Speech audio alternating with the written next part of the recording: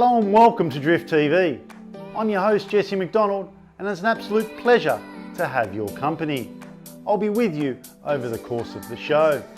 During the show we have drifting highlights from Queensland Raceway, Stanthorpe, Archerfield, some Drift All-Stars from the Europe and some short clips from Gympie Off-Road Short Course and Power Cruise Night. In Tech Talk, Chris Froome talks hints and tips about improving your car and your driving. In Driver DNA, we meet with international FD driver Forrest Wang, World Time Attack winner Michael Rosenblatt, world-class drifters Luke Fink, Josh Botcher, Chris Froome, ADGP winner Rob White, our Hollywood Mad Max driver and drifter Eugene Artisan, Speedway champion Shane Heathcote, and we can't forget our special guest, Red Bull V8 supercar driver Shane van Gisbergen. So there's plenty of action to keep you entertained and strapped down. It's that time of the show where we must crack on with it. I'm Jesse McDonald and you're watching Drift TV.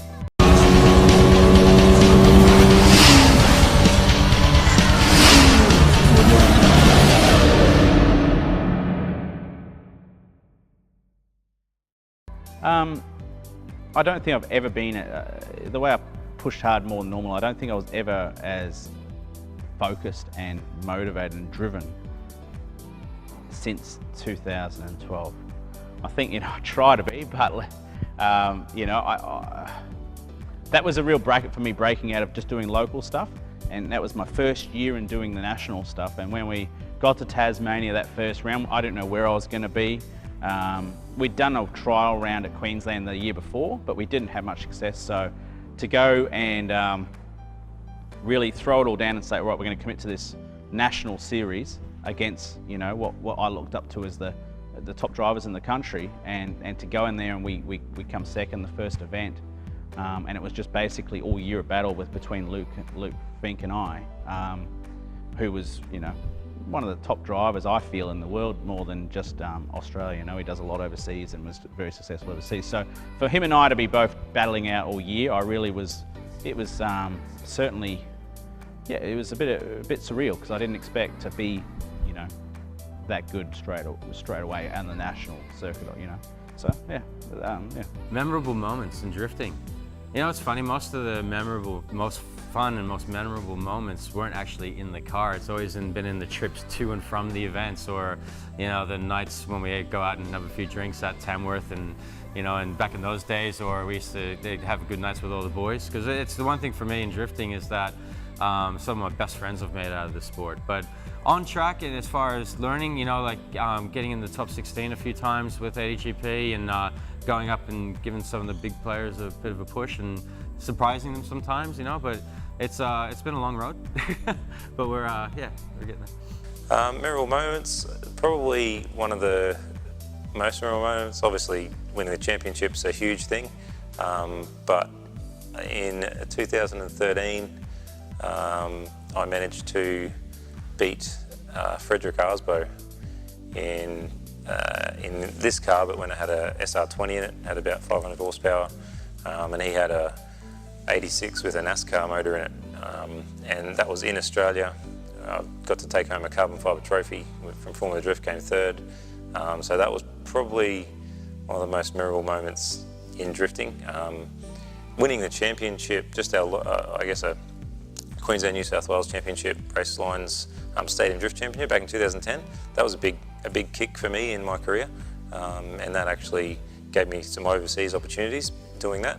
But yeah, I think that one battle, if you had to bring it down to one battle, it might be versus Frederick Arsbo. I'm taking that win.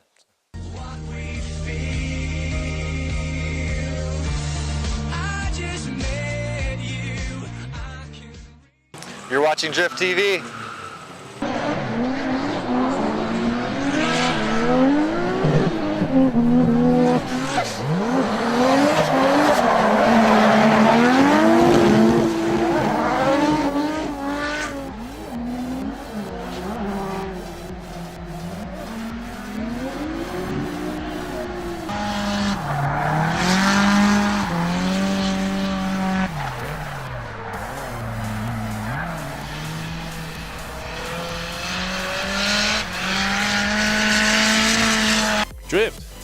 do some shows, do some burnouts.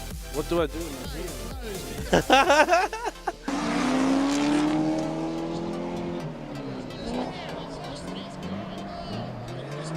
Hey guys, my name's Alan Roots, better known as Rootsy. Here at Stanthorpe with the Stadium Drift Series for round 1, driving an LS13, also shared by myself and Shane Heathcote, who clearly again shows he can drive with no power steering. Next round for Stadium, yes, I will be most definitely driving. I am doing the Raleigh series as well, but round 2 I won't make due to a little bub on the way.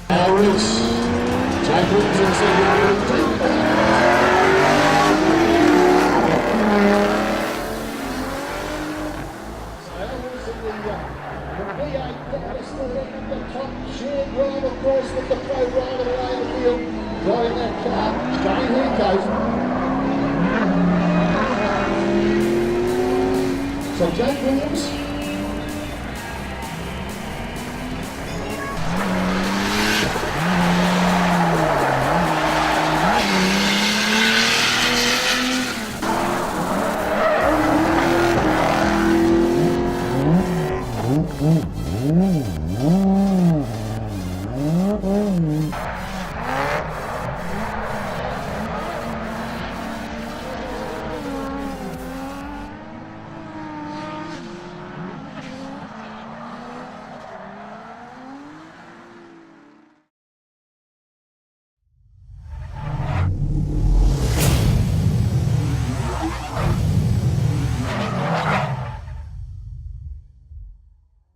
Today in Tech Talk, we're going to talk about tires.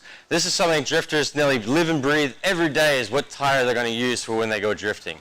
But to keep it simple for you guys, when you're learning how to drift, you want to have something that doesn't have too much grip, something that's easy to control, can give you a lot of laps out in the track there as well. A little bit harder, but as you get better and improve your ability, and you want to throw it in a little bit harder, make more smoke and everything from there, you go up to a full-blown ultra-high performance tire, and this will give you the grip that you need sideways and the smoke you need coming out of the back of the car.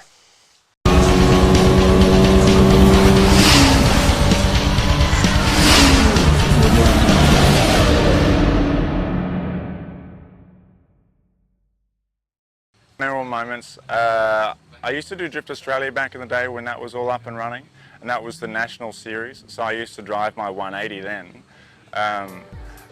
Some of the battles were quite memorable, but also the team camaraderie between everybody. It was all very friendly. If you broke something, then all of a sudden most of the crews were all trying to rush around, trying to help you to get back out the track to battle you. But some of them, I guess, if you look up YouTube, Bo Yates versus Aronson at Eastern Creek, I get shunted off the track, so I mean that was pretty memorable. But I guess another one might be along the whole crashing thing. Power Cruise, when I first built my 180 in Sydney, do you remember what year that was? That was like 04 or something, or 05 or something. I was mudging down the back straight as fast as I could go, and actually backed into the wall, and the glass went all over the pit lane and missed a whole bunch of people, thank God. And now that's why people can't stand on the pit lane when we're drifting. Sorry. So that's a fairly memorable moment, I guess. Memorable moments in drifting. Obviously, when we ran Stadium Drift a couple of years ago, we did, there was 5 rounds. We came out, that was our first time really in an event. And we managed to whitewash the series, so we did 5 for 5 in a straight row. So that to me was pretty memorable. Most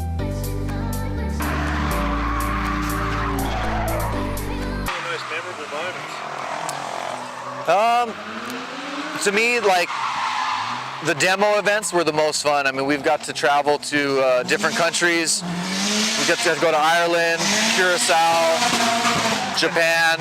I mean, getting to travel to those events and be able to get paid to go on and put on a demonstration, that's like when you have the most fun. The most memorable moments, probably the recent World Time Attack we won. That was amazing. We had some really high profile judges there. some big cars and some big names. So that was a great one. Probably ADGP 2015-16 championship. That was the goal I set, and we achieved that within our second year of trying. So for now, that's definitely the pinnacle. What we feel, I just met you. Welcome back. Hope you're enjoying what you're seeing, and there's plenty more to come. I'm Jesse McDonald, and this is Drift TV. Still there? You've kept that? Yeah. You shredded it pretty well how it sits. It was straighter without a tail light for a week. Yeah, that was rough. Did it? Shetty manifold? Yeah. Yeah, I had a rip one on it, but that went on the track car.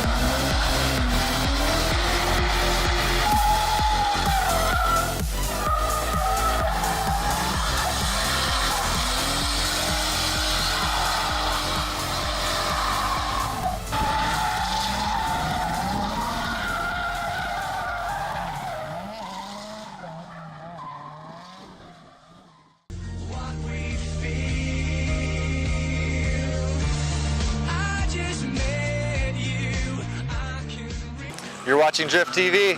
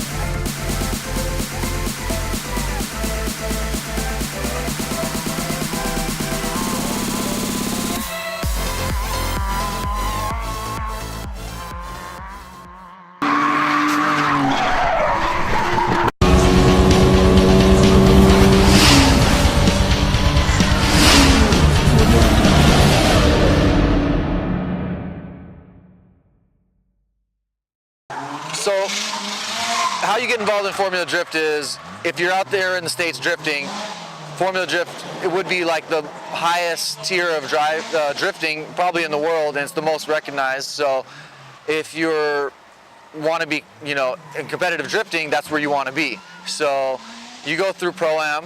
After Pro-Am, the top 3 would be awarded licenses into FD, and then you just start running FD. But going from the Pro-Am level to the FD level is like a huge gap, huge gap. So like when I was running Pro-Am, it was like domination, total domination, to where like I would qualify first and win almost every event that I went to.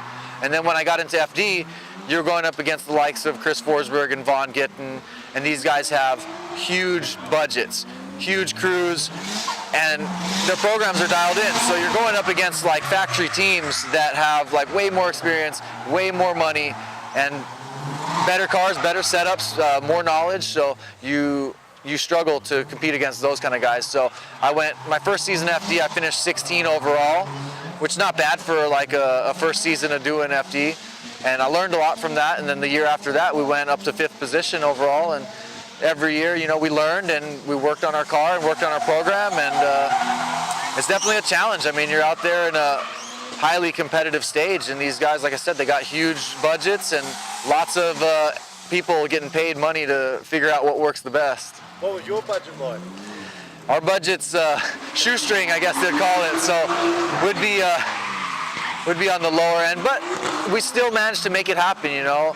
Had a lot of good friends that would help out and crew, and you know, the first year I had guys that spent their own way to come out and help me race, which is like, that's stand up. I mean, for somebody to spend their own money to help somebody else race, that's dedication right there. And luckily, years after that, we were getting enough money coming in that I could pay my team a little bit, pay for their flights, pay for their hotels, and kind of give them some kind of incentive to come and help, because it's hard. I mean, you're taking time away from work, losing money, spending time away from friends and family to come and go and help somebody else race. So I definitely appreciate all the help that I've got along the way from friends and family and sponsors to make it all happen.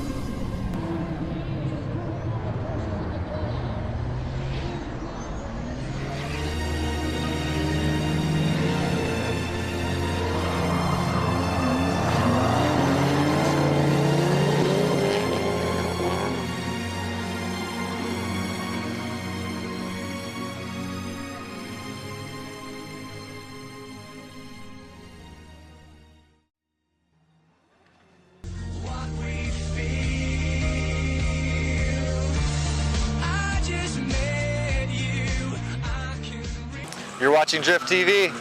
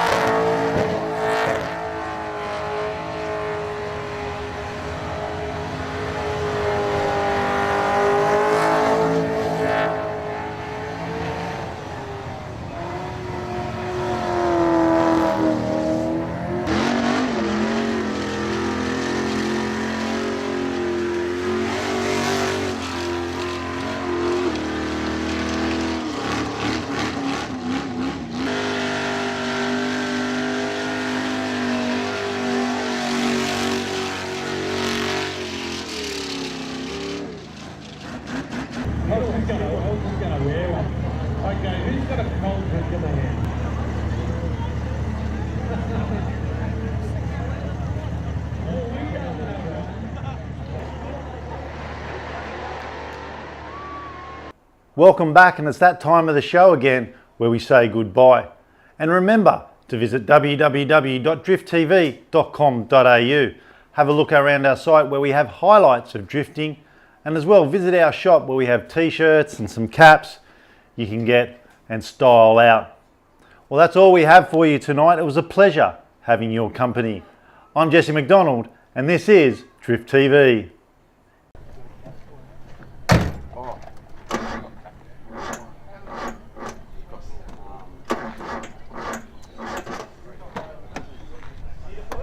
Yeah, I might need a push.